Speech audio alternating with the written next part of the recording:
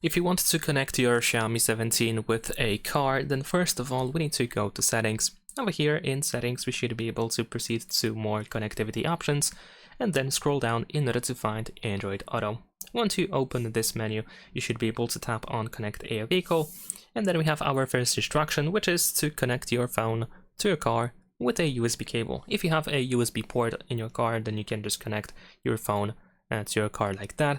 But if your car supports wireless Android Auto, then of course we should be able to choose this option over here below, connect using wireless Android Auto. Over here you will need to use Bluetooth in order to be able to connect wirelessly. And once you enable Bluetooth, if you want to use it, you can of course tap on connect using Bluetooth here at the bottom. If not, you can try to simply use these instructions that we have in here, that is to use the voice command button if you have one in your car. And then over here we should be able to press pair a vehicle to jump to Bluetooth settings, and then you can try to find your car over here in this list of available devices. And that is pretty much it. Leave a like and subscribe.